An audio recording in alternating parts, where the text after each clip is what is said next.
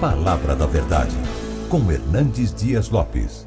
Irmãos queridos, vamos abrir a Palavra de Deus no livro de Atos dos Apóstolos, capítulo 7. Atos 7, versos 8 a 16. Atos 7, 8 a 16.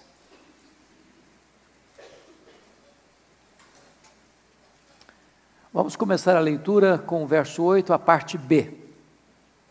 Então está escrito: de Isaque procedeu Jacó, e deste os 12 patriarcas. Os patriarcas, invejosos de José, venderam-no para o Egito, mas Deus estava com ele. Pode repetir essa frase comigo?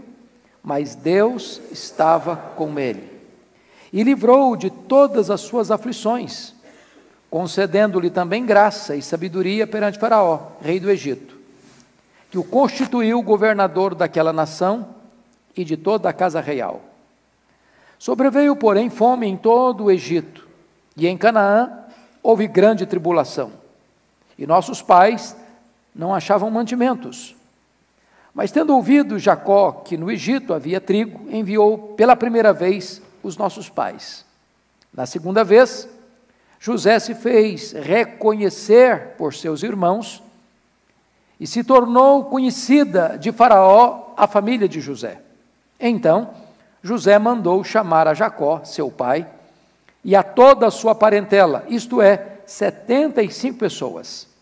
Jacó desceu ao Egito e ali morreu ele e também nossos pais. E foram transportados para Siquém e postos no sepulcro que Abraão ali comprara a dinheiro aos filhos de Hamor. Até aqui. Eu gostaria então de conversar um pouco com vocês sobre o tema a vitoriosa providência de Deus na vida de um homem. A vitoriosa providência de Deus na vida de um homem. Todos nós que estamos aqui certamente, cremos no Deus da providência. O que isso significa? Significa que, mesmo que você não saiba, mesmo que você não veja, mesmo que você não sinta, mesmo que você agora não esteja experimentando, Deus está rigorosamente no controle da sua vida. As rédeas da sua vida não estão nas suas mãos, estão nas mãos de Deus. Quem comanda a sua vida não é o andar de baixo, é o andar de cima. Deus está trabalhando não contra você, Deus está trabalhando por você. Se você é um filho, uma filha de Deus, o final da sua vida já está escrito. Já está decidido. É a glória. Agora, o percurso do começo da caminhada ao final da caminhada pode ter muitos vales, muitos desertos, muitas dores, muitas lágrimas, muitas lutas. Situações muito adversas poderão bater à sua porta. E se você não tiver uma compreensão de que Deus está no controle, de que Ele tem tudo nas mãos e de que Ele não perdeu o tirocínio da sua vida, o controle da sua vida, você corre o risco de ficar com muito medo, de desesperar-se da própria vida. Então hoje eu gostaria de trazer à sua memória esclarecida esse fato de que na vida de José, de forma tão eloquente, nós podemos ver essa verdade gloriosa da vitoriosa providência de Deus na vida de um homem. E José foi um indivíduo magnífico, foi fiel na adversidade e foi fiel também na prosperidade. Foi fiel ao seu pai, ele foi fiel ao seu patrão, ele foi fiel ao faraó do Egito, ele foi fiel sobretudo a Deus. Por isso, José talvez seja o mais eloquente tipo de Cristo em toda a Bíblia. Há 7 elementos que nos levam a essa conclusão. Primeiro, amado do Pai, odiado pelos irmãos. Segundo, vendido por 30 moedas de prata.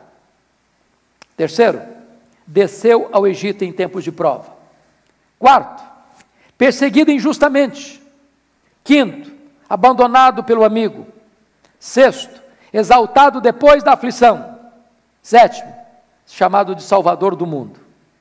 Nenhum outro personagem na Bíblia tem tantos vínculos e elos de ligação tipológicos do que José do Egito. Então, eu gostaria que nós olhássemos aqui algumas verdades nesse texto. Primeira verdade, versículo 9. Os patriarcas, e os patriarcas aqui está falando dos 12 filhos de Jacó, os patriarcas invejosos de José venderam-no para o Egito, mas Deus estava com ele. Então o primeiro ponto é esse, a presença de Deus conosco. A presença de Deus conosco. Deus não nos livra dos problemas, mas está conosco nos problemas. Preste atenção nisso. Os patriarcas invejosos de José venderam-no para o Egito. Ele está sendo alvo de inveja, ele está sendo alvo de ódio, ele está sendo vendido como mercadoria, a providência é carrancuda. Mas no meio dessa circunstância toda adversa, está escrito, mas Deus estava com ele.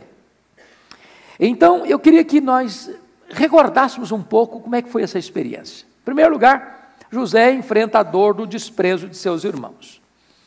Porque a sua família era disfuncional, convenhamos. Toda família poligâmica é disfuncional, não é verdade? Jacó tinha 4 mulheres, tinha filho de todas as 4. E aí, é uma mistureba muito grande, não é não? Se não bastasse isso, das 4, Jacó tinha uma que era a do coração. Essa que era do coração, teve 2 filhos, José e Benjamim. Quando Benjamim morreu, a mãe morreu junto com o menino, aliás, quando o menino Benjamim nasceu, a mãe morreu no parto. Então, José era o filho predileto dele.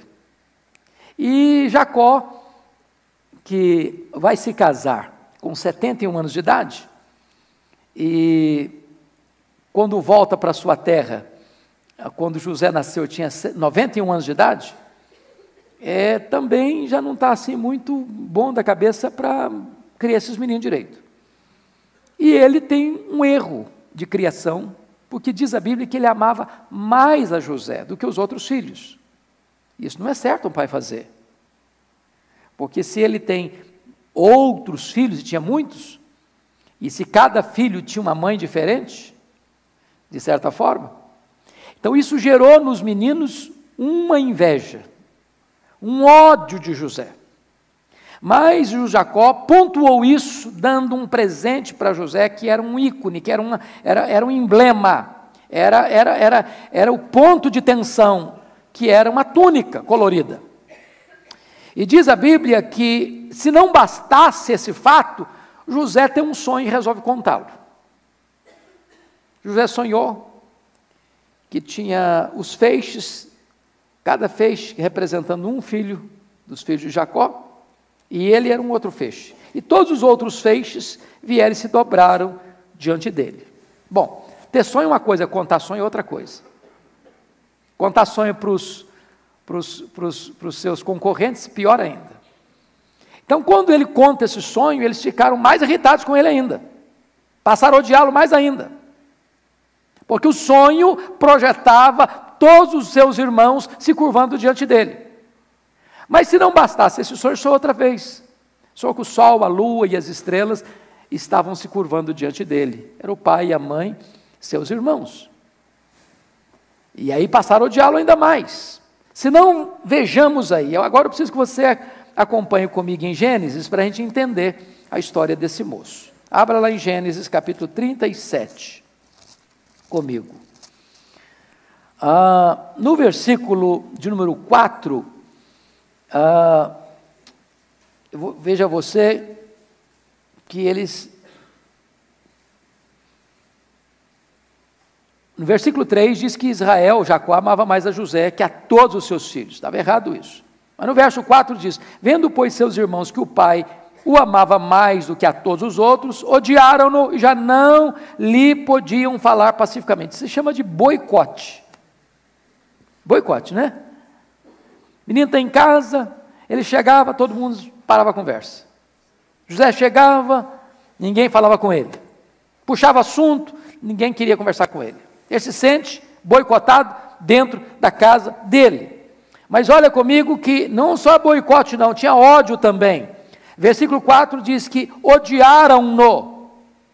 Versículo 5, em virtude do sonho que ele relatou aos seus irmãos, o odiaram ainda mais. Versículo 11 diz que seus irmãos lhe tinham ciúmes. Se não bastasse isso, olha comigo no versículo de número 18, que há uma traição. De longe o viram, e antes que chegasse, conspiraram contra ele para o matar. Para o matar.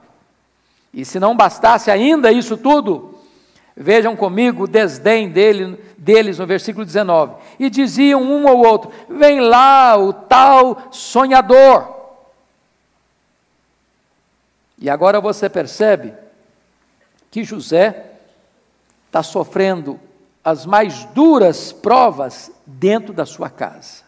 Ser perseguido por um estrangeiro, por um inimigo, é uma coisa. Você ser desprezado e odiado e alvo de inveja, de ciúme, de traição, de trama de morte dentro da sua casa, aí a coisa é muito mais complicada.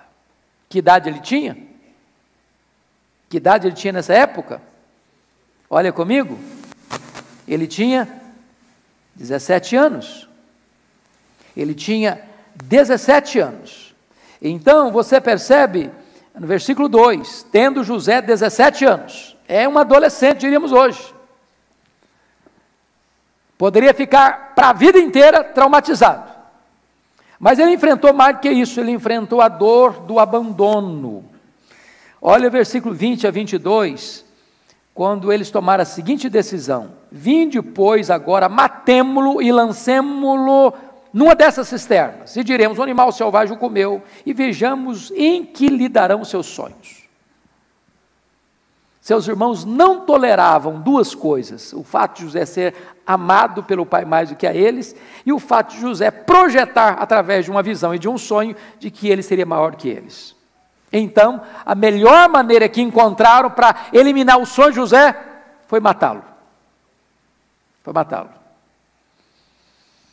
Então, você vai perceber, olha comigo lá no 42, 21, o que é que ele fez quando eles jogaram José naquela cova. O que é que eles fizeram? Olha o versículo 24, no 37, 24 diz: e tomando-o, o lançaram na cisterna vazia sem água.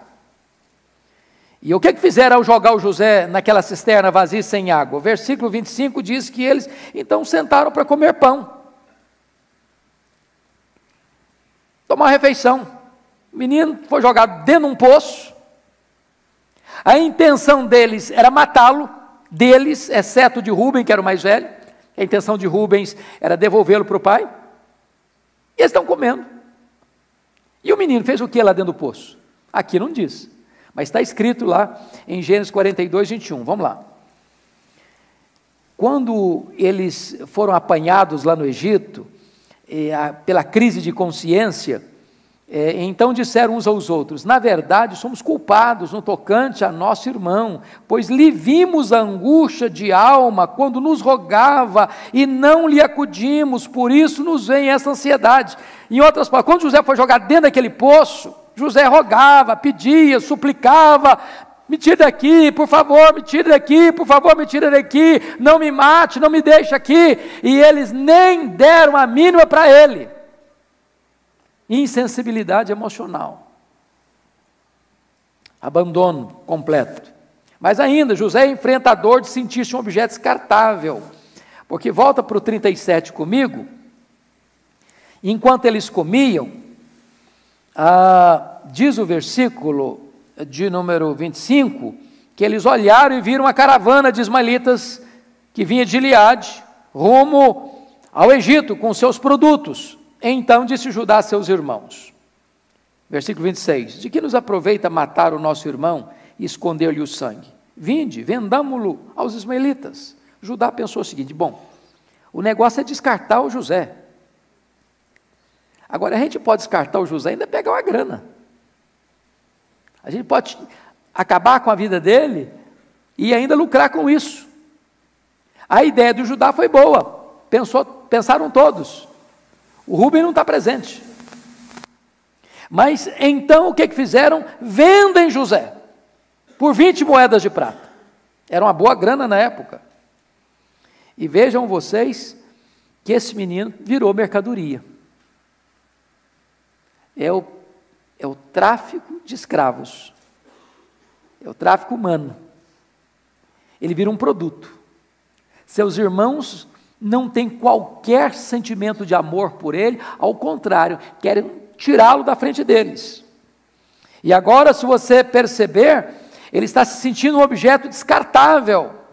No 37, 27 e 28, foi o que fizeram. Versículo 28 diz, e venderam por 20 ciclos de prata. Mas olha comigo o 31. Então tomaram a túnica de José, mataram um bode e a molharam no sangue. Porque se o menino sumiu, eles vão ter que dar um relatório para o pai. Como é que eles descartam José chegando em casa sem ele? Eles pegaram um bode, mataram, não tinha DNA na época para fazer pesquisa, rasgaram bem a roupa dele, a túnica dele, nem vão lá, mandam a túnica para o pai. Olha aí, por favor. Então, versículo 32. Então enviaram a túnica talar de mangas compridas, fizeram-na levar a seu pai. Eles não foram. E lhe disseram, achamos isto, vê se é ou não a túnica de teu filho. Olha aí o desprezo, não de nosso irmão, teu filho. Mais uma vez ele é vítima da mentira criminosa de seus irmãos. Olha o 34. Então Jacó rasgou as suas vestes e cingiu de pano de saco e lamentou o filho por muitos dias. Mas se você olhar o 35, José é vítima de uma consolação falsa de seus irmãos. Levantaram-se todos os seus filhos e todas as suas filhas para o consolarem. Ele, porém, recusou a ser consolado. Agora, preste atenção nisso, o que é drama de consciência? Quantos anos levou desse momento que eles venderam José para o momento em que eles foram a primeira vez no Egito? Vocês têm ideia de quanto tempo foi? Não? Foram 22 anos. José foi para lá com 17 anos. José foi feito governador do Egito com 30 anos. José governou 7 anos de grande fartura. Depois teve mais 2 anos de fome. Então, se você soma 13 com 7, 20, com mais 2, 22. 22 anos, eles contando uma mentira para o pai. 22 anos eles escondendo a verdade para o pai. 22 anos eles mantendo um falso consolo para o pai. 22 anos eles levando o pai a desistir de procurar o filho. 22 anos eles driblando a própria consciência. Mas José enfrenta a dor de viver sem identidade. Ele chega no Egito, como um menino de 17 anos, braços, corpo bom, braços fortes, bom escravo. E ele chega lá e ele é revendido. Ele chega lá sem nome, ele chega lá sem identidade, ele chega lá sem direitos, ele chega lá sem raízes, ele chega lá como um produto colocado numa vitrine, mão de obra, máquina de serviço, mercadoria humana, apenas isso. Mas ele enfrenta um outro problema. O problema da sedução sexual. Olha comigo, por gentileza, que idade ele tem quando chega no Egito? 17 anos. Agora pense comigo que esse rapaz, ele é seduzido pela sua patroa. Não devia ser uma mulher feia, não é verdade? Convenhamos. E não é que ele não reconheceu a beleza dessa mulher. Mas com 17 anos, um psicólogo diria assim, é tempo de autoafirmação. Um médico diria assim, bom, ele está na explosão dos hormônios. Um outro colega de 17 anos diria o seguinte, bom, ele precisa provar que é homem. Ele poderia dizer assim, bom, o apelo foi irresistível. E não obstante essas circunstâncias, ele ficou firme. Agora, olha comigo capítulo 39, versículo 6, que é uma informação curiosa aí. Parte final diz, José era formoso de porte e de aparência. O menino era capa de revista. Então a mulher também, ela olhou para o menino assim, adolescente, 17 anos, corpo de homem, porte de homem, bonitão, capa de revista, e ela botou os olhos nele, não no dia que ele chegou como escravo, preste bem atenção nisso. Quando ela botou os olhos nele, ele já era considerado pelo seu patrão o líder da sua casa, chefe da sua casa, Deus abençoando, o cara botava a mão, tudo dava certo, aí o Potifar disse, olha, você é tão bom na administração, que eu vou confiar tudo a você, eu só quero saber da comida que vem para a minha mesa, não quero mais nada, você toma conta de tudo. E o menino botava a mão e Deus abençoava, botava a mão e Deus abençoava. Quando essa mulher viu duas coisas nesse camarada, ele é bonito, e ele é inteligente, ele é bonito, e ele é articulado, ele é bonito, e o camarada tem liderança, ela botou os olhos nele.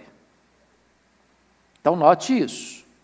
Terceiro lugar, capítulo 39, versículo 1, ele foi levado para o Egito, estava longe da família.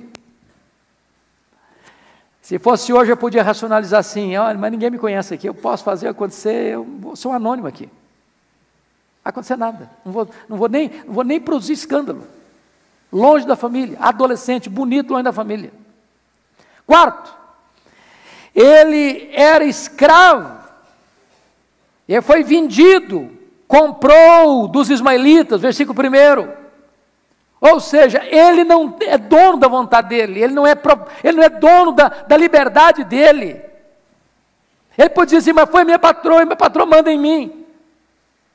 Eu não tinha outra opção. Quinto lugar, ele foi tentado diariamente. Olha comigo o versículo 7. Aconteceu depois dessas coisas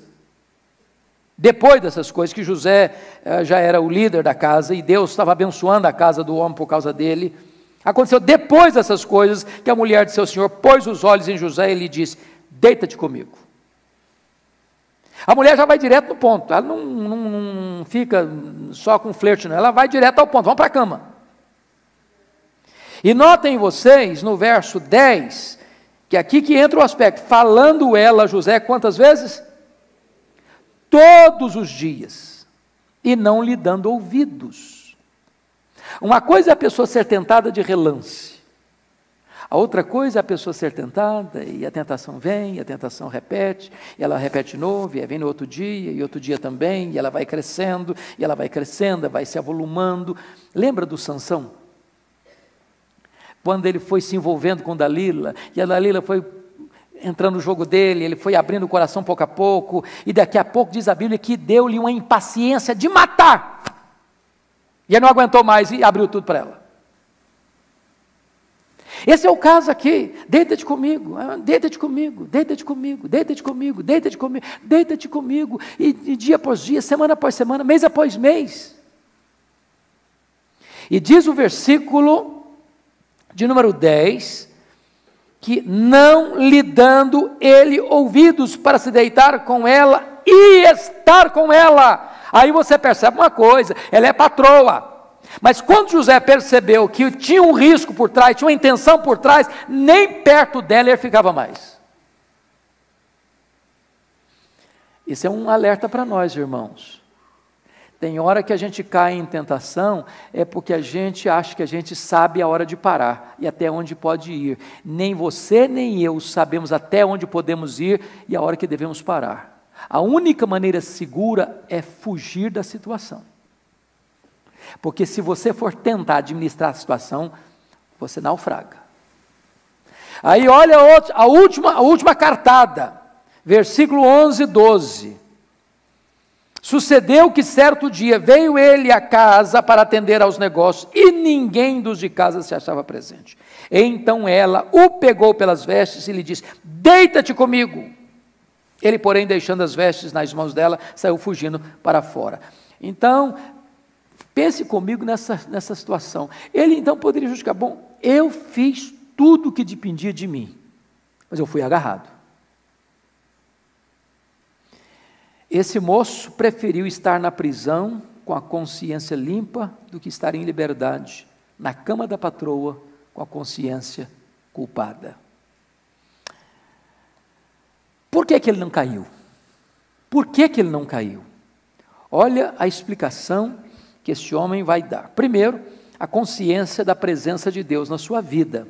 39, 2 e 3. O Senhor era com José, que via ser homem próspero, estava na casa de seu senhor egípcio. Vendo Potifar que o Senhor era com ele e que tudo o que ele fazia, o Senhor prosperava em suas mãos. Ou seja, esse homem quer ser grato a Deus. Ele sabe que Deus é com ele, que Deus abençoa a vida dele, que Deus abençoa a casa do patrão dele por causa dele. E esse homem não quer desonrar a Deus, porque Deus tem sido generoso e fiel com ele. Segunda coisa, versículo 5. E desde que o fizeram mordomo de sua casa e sobre tudo que tinha, o Senhor abençoou a casa do egípcio por amor de José. Ele sabia da bênção de Deus em sua vida e através da sua vida. Mas no verso 9 ele explica isso melhor. Vamos ler comigo a parte B do verso 9? Como, pois, cometeria eu tamanha maldade e pecaria contra Deus? Maldade contra quem? Pecar contra quem? Maldade contra o marido da mulher, pecar contra Deus. Por isso ele resiste. Mas esse homem enfrenta um outro problema. Ele suporta a dor da demora de Deus. Irmãos, às vezes quando ele está passando uma prova, assim, eu estou passando por uma grande prova, aí você pergunta: mas quanto tempo? Ah, uma semana. Uma semana de prova.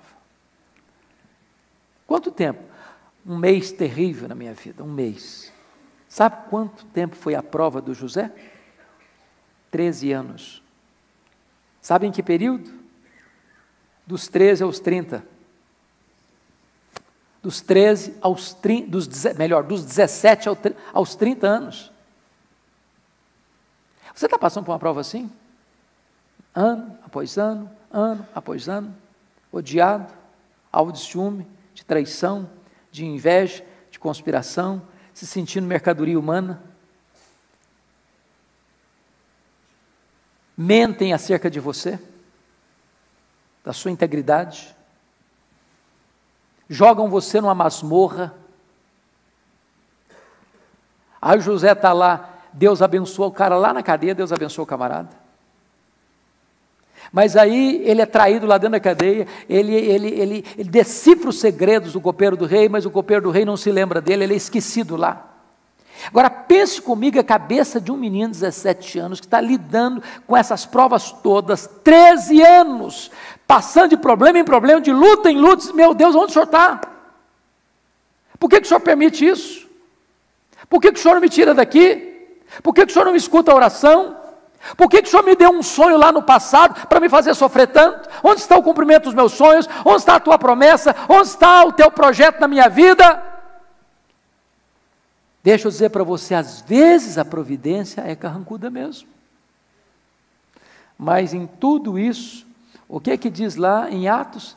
Mas o Senhor era com José.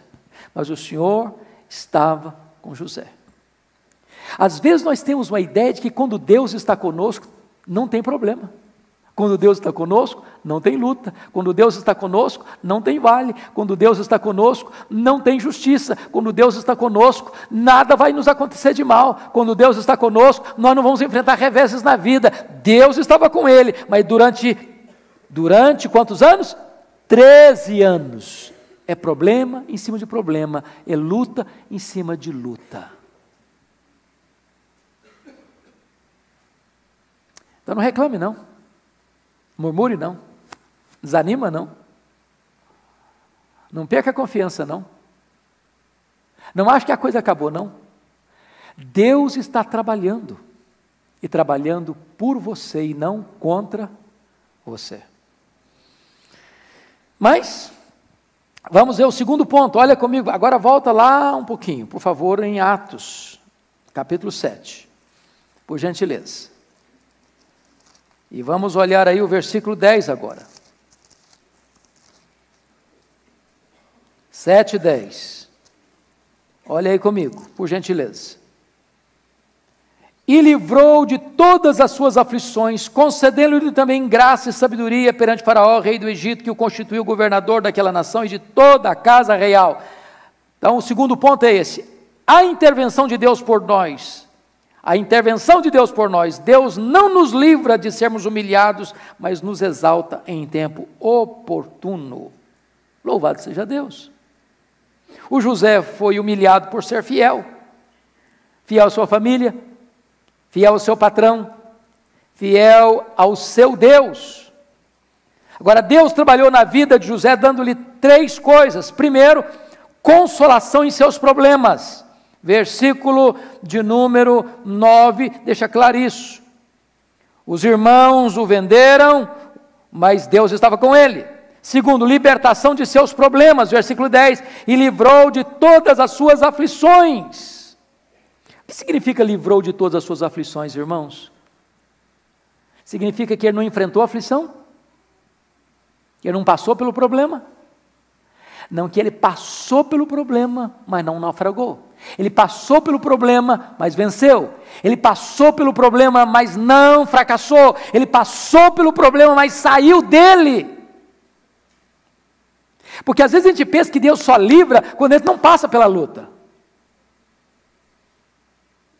Deus não livra você do problema, Deus livra você no problema. Depois, não só consolação em seus problemas, libertação de seus problemas, no verso 10, mas promoção depois de seus problemas, versículos 10 e 11. Aí Deus levanta o camarada num tempo de crise mundial para ser o salvador do mundo. Agora preste atenção nisso. Leia a Bíblia, leia a história e vocês verão isso. Sempre que Deus levanta alguém para uma grande obra, primeiro Deus leva o camarada para o deserto, para os vales mais escuros, para as provas mais duras, para os testes mais rigorosos, para tonificar bem as musculaturas da alma. Já perceberam isso?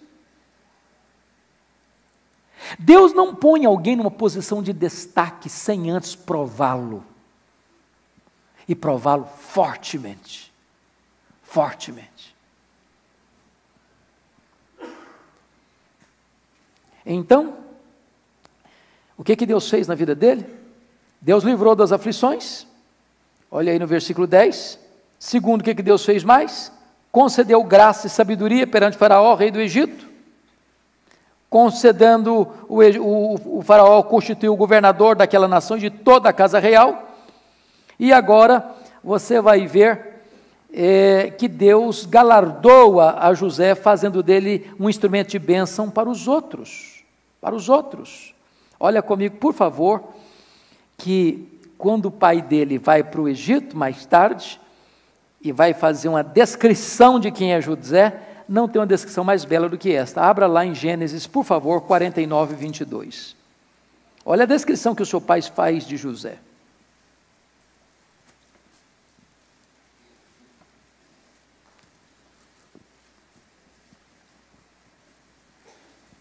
Você pode ler comigo o verso 22, vamos juntos? José é um ramo frutífero junto à fonte. Seus galhos se estendem sobre o muro. Preste atenção em 3 verdades aqui. Primeiro, ele é um ramo frutífero. Por que ele é um ramo frutífero? Porque ele é um ramo frutífero aonde? Junto à fonte. E quem é um ramo frutífero junto à fonte, sabe o que faz? Não abençoa apenas para dentro do muro, abençoa também para fora do muro. Se você quer ver Deus usando a sua vida para fora da sua casa, da sua família, da sua parentela, preste atenção nisso. Deus prova. Mas na medida que Ele prova, Ele faz de você um ramo frutífero. Mas Ele planta você junto à fonte é o próprio Deus. E aí você vai ser bênção, não só para dentro da sua casa, você vai ser bênção para o mundo. Olha que coisa curiosa, Deus usou os irmãos de José para colocar José no caminho da providência. E Deus usou José para salvar a vida de seus irmãos. Deus já havia profetizado para Abraão, falado para Abraão, que a descendência dele iria para o Egito. Como? De que forma? De que maneira? A providência é carrancuda. Deus abre o caminho para o povo de Israel ir para o Egito, e os irmãos vendendo José como escravo para lá. Quem poderia imaginar que essa seria a forma de Deus cumprir o seu plano? Como José poderia imaginar que aquele ato tão cruel de ser desprezado, odiado pelos seus irmãos, usado como mercadoria barata para vendê-lo como uma mercadoria humana para o Egito, seria a providência carrancuda de Deus, para Deus cumprir o seu plano de levar aquela nação para o Egito, aquele povo para o Egito, e fazer dele um grande povo lá, e cumprir a promessa a Abraão? Então, vamos concluir com o último ponto, e eu serei mais breve. A graça de Deus através de nós. Versículos 11 a 16 retratam isso com clareza. O que acontece? O José interpretou o sonho do copeiro, do faraó na prisão. Agora o faraó tem um sonho, ninguém consegue interpretá-lo. O copeiro, tem um rapaz lá na prisão que o camarada é bom nisso. O faraó mandou chamar. E aí o José interpreta o sonho do faraó, que eram 2 sonhos, mais um único sonho. E esse sonho revelava para Faraó que haveria 7 anos de muita fartura, de muita prosperidade, de muitas colheitas, de muita sobra de alimento que precisava ser guardado, porque viria 7 anos de muita seca, de muita fome, de muita carência, e o Egito haveria de ser então o celeiro do mundo. Aí José diz: Faraó, você precisa escolher um homem que administre esse projeto para você, para que você então, nesses 7 anos de fartura, possa plantar muito, possa colher muito, possa fazer celeiros, possa armazenar comida, porque o mundo vai passar 7 anos de fome, e esse alimento precisa ser guardado para que possa suprir a necessidade do mundo. E o faraó diz: mas tem alguém melhor do que José? E o faraó constitui José em governador do Egito. E o projeto de Deus se cumpre. E agora eu queria que nós lêssemos 3 versículos da Bíblia para entender isso. Gênesis 45, 5, olha aí comigo. Olha o que José diz para os seus irmãos quando se dá a conhecer a eles. 45, 5. Eu queria que todos vocês lessem comigo. Vamos juntos?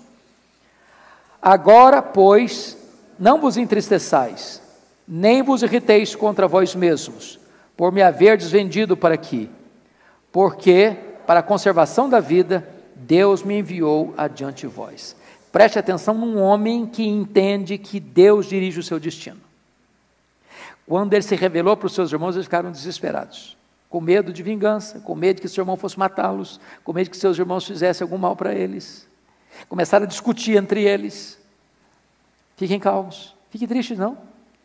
Vocês erraram, mas vocês estavam apenas cumprindo um projeto de Deus. Olha como Deus é maravilhoso, irmãos. Mesmo quando o homem peca, o plano de Deus não pode ser frustrado. Segundo versículo, 45, 8. Vamos juntos comigo? Vamos lá? Assim não fostes vós que me enviastes para cá, e sim Deus que me pôs por pai de Faraó, e senhor de toda a sua casa, e como governador em toda a terra do Egito. Olha que entendimento magnífico. Não foram vocês, foi Deus. Qual foi a providência que Deus usou? Carrancuda.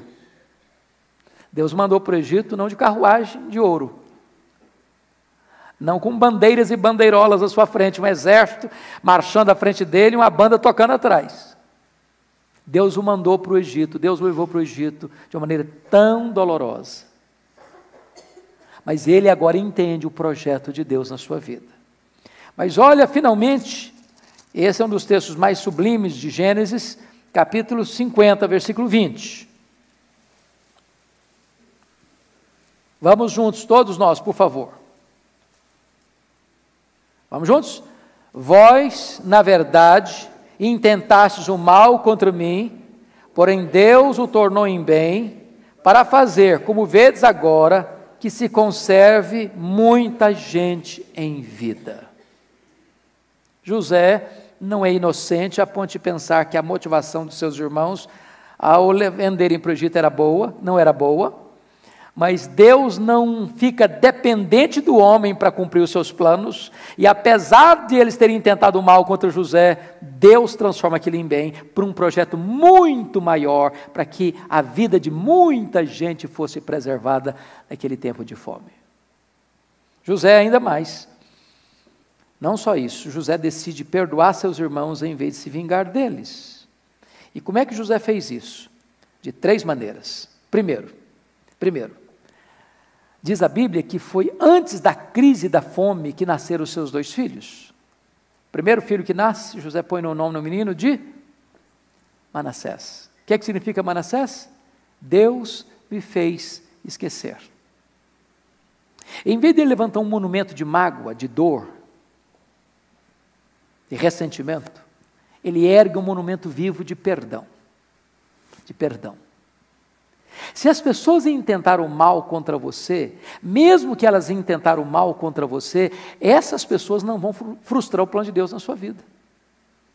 Então não cabe a você ficar com mágoa delas. Não cabe a você vingar-se delas. Não cabe a você pagar o mal com o mal. Entenda isso. Entenda isso. Mesmo que as pessoas falem mal, façam mal para você, o plano de Deus na sua vida não vai ser frustrado. E Deus não permite que você dê o troco às pessoas que falam mal, fazem mal para você. Cabe a você perdoá-las. Segunda coisa que José fez para demonstrar o seu perdão. Capítulo 45, versículo 18. Olha que coisa maravilhosa que está escrito aí. 45, 18. Tomai a vosso pai e as vossas famílias e vinde para mim, dar-vos-ei o melhor da terra do Egito, comereis a fartura da terra. Porque às vezes tem gente que diz o seguinte: não, eu perdoo você, mas agora você vai ter que ralar.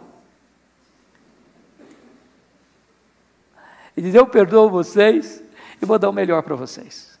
Isso é perdão. Não é você apenas perdoar o que foi passado, é você abençoar daqui para frente. Isso é perdão. É isso que Deus faz com você e comigo. Olha comigo aí, 45, versículo 20. O que é que está escrito?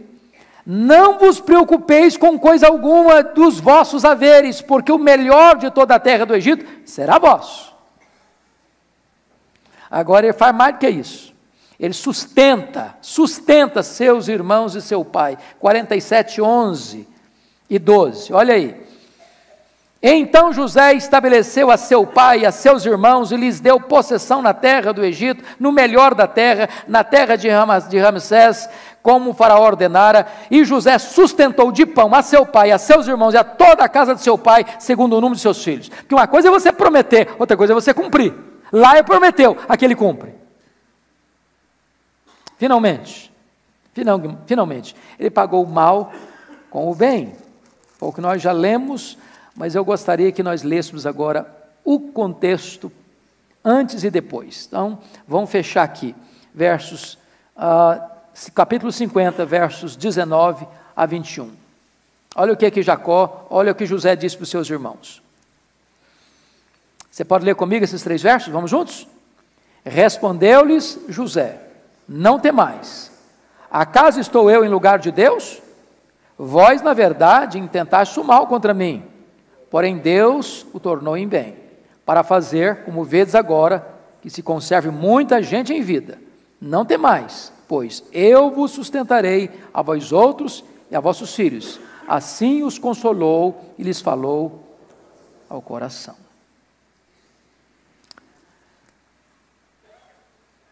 Como é que você reage quando alguém fala mal de você ou faz mal para você? Você tem essa postura? Quem sabe a gente pudesse aí repaginar a nossa alma, não? Então, duas aplicações breves. Primeiro, entenda o caráter ondulatório da vida. Você está no vale hoje? Você está passando por uma masmorra hoje? Esse não é o último capítulo ainda da sua vida. Deus é poderoso para reverter isso. Deus é poderoso. Tem hora que você diz, não tem mais saída. Com Deus tem saída. Porque de repente, é aquele que está lá na masmorra que Deus vai levantar para ser o salvador do mundo. É aquele que está lá na masmorra que Deus vai dar uma visão do que fazer no tempo da crise. Segunda aplicação breve, veja, por favor, a providência triunfante de Deus. Os infortúnios humanos não frustram os planos perfeitos e eternos de Deus. Saiba disso, creia nisso, aproprie-se disso. A nossa vida não é a lasca de lenha jogada no mar da vida, empurrada de um lado para o outro ao sabor das circunstâncias. A nossa vida está nas mãos daquele que está sentado num alto e sublime trono e tem as rédeas da história em suas poderosas mãos. Descansa em Deus, Ele está no controle.